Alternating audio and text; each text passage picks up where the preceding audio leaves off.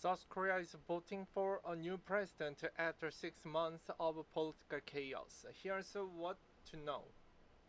South Korean presidential candidate Lee Jae-myung and Moon-soo. Seoul, South Korea CNN. After half of a year of political turmoil, uncertainty, and division, South Korea will vote for a new president to succeed Yoon Suk-yeol, the disgraced former leader who plunged the democratic nation into chaos by declaring martial law in December. This election feels particularly significant. The country, a U.S. ally and Asian economic and cultural powerhouse, has floundered for months with the revolving door of interim leaders while navigating Yoon Suk-yeol's impeachment trial and the multi-pronged investigation into the fateful night of his short-lived power grab. All the while, South Korea's economy has suffered with the U.S. President Donald Trump's trade war and the potential global recession looming in the background.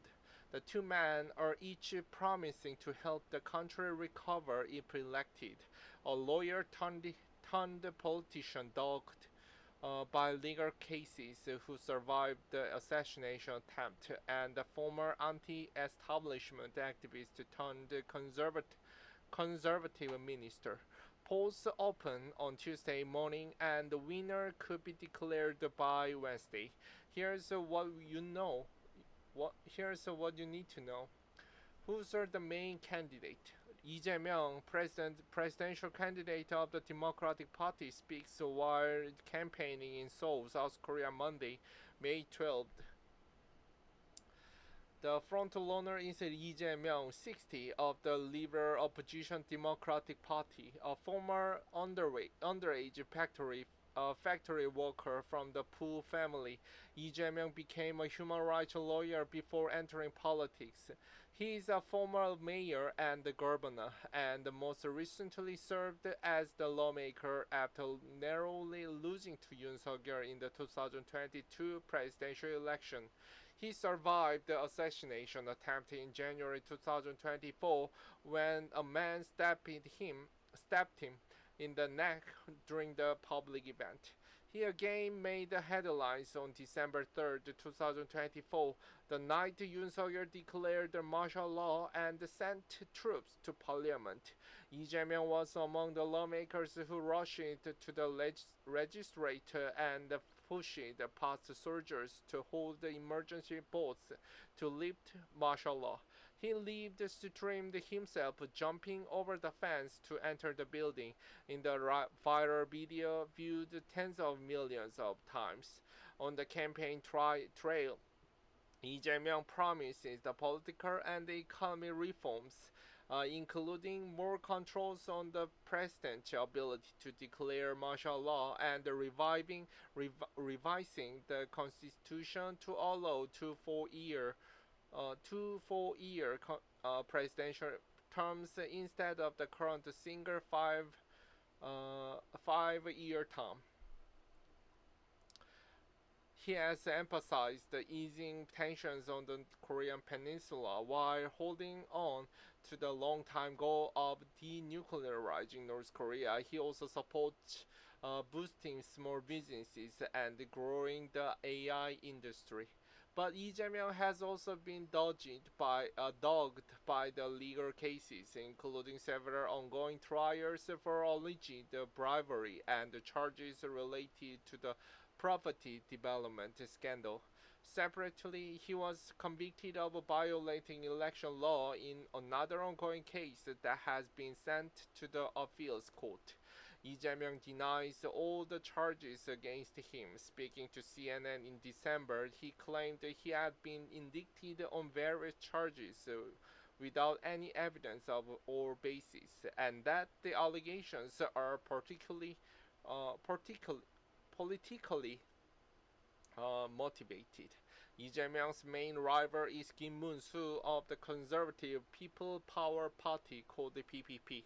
The People Power Party's presidential candidate Moon-soo at the election campaign event in Goyang, South Korea on May 21st.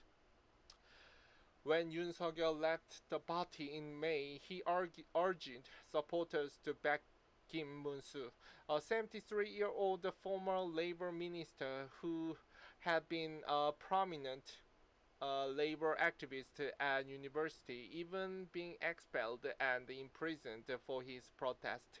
He eventually joined a conservative party and stepped into the nomination after several rounds of party infighting. The PPP initially selected Kim Moon-soo as its candidate, then dropped him, eyeing former Prime Minister Han Duck-soo instead. The party finally chose Kim Moon-soo after he filed legal challenges. But the PPP remains deeply divided and each candidate tries Lee Jae-myung in pre-election polling. In a statement after his nomination, Kim Moon-soo vowed to seek unity and build a big tent coalition to take on Lee Jae-myung, according to Reuters. Kim Moon-soo has also promised to reform the country's politics, judiciary, and election management systems to rebuild public trust.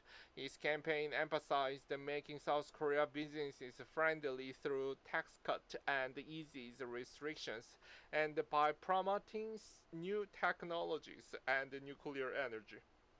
Several third-party and independent candidates are also running for the presidency. They include Lee Jun-seok, a former PPP leader who founded his own conservative New Reform Party last year.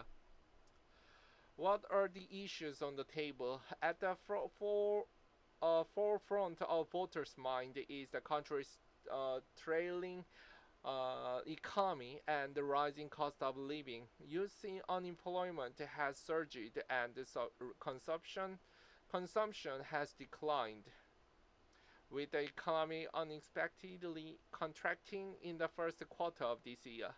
Part of that is due to Trump's trade war, which has hit South Korea's export-reliant economy hard. South Korea's export to the U.S. fell sharply in the first few weeks of April after U.S. tariffs kicked in, and the nation's largest airline has warned the downturn could cost it up to $100 million a year. Though officials from both nations has met for tariff talks, the political turmoil at home is likely slowing progress and hampering a possible trade deal until a new South Korean president is elected. Vehicles produced by South Korean automaker Kia Motors are waiting to be shipped at the port of Pyeongtaek on April 3rd, 2025. That's why both main candidates have focused on the economy, promising to stabilize the cost of goods and improve opportunities in housing, education, and jobs. But there's a host of other problems the next president will have to tackle too, such as the country's rapidly aging society and plummeting birth rate, which represent an urgent demographic crisis also seen in other countries in the region like Japan and China. Among the common complaints of young couples and singles are the high cost of child care, gender inequality, and discrimination against working parents. Then there are regional tensions. There's an ever-present threat from North Korea, which has rapidly modernized its armed forces, developing new weapons and testing intercontinental ballistic missiles that can reach almost anywhere in the United States. Experts have warned in recent years that the country may also be preparing to resume nuclear tests, which it paused in 2018. Across the Yellow Sea lies China, which South Korea has a strong trade relationship with, but historically fraught diplomatic relations. South Korea also maintains the close security alliance with the U.S. and host nearly 30,000 American troops in the country. In recent years, South Korea, Japan, and the U.S. have drawn closer together, working to counter Chinese influence in the strategically important South Asia Pacific region. What happened to Yoon Suk-yeol? Former President Yoon Suk-yeol arrives at the Seoul Central District Court for the criminal hearing in South Korea on May 19. Yoon Suk-yeol was removed from office in April following a month of legal wrangling after Parliament voted to impeach him late last year. It was the remarkable fall from grace from the former prosecutor turned politician, who rose to prominence for his role in the impeachment of other presidents, only to eventually meet the same fate. Soon after, Yoon Suk-yeol moved out from the presidential residency and into the apartment in the capital Seoul, but his legal battles are ongoing. He faces charges including insurrection, an offense punishable by life imprisonment or death, though South Korea has not executed anyone in decades. Yoon Suk-yeol denies all charges against him. CNN's Yoon Jong-seo and Ga Won-baek contributed to this report.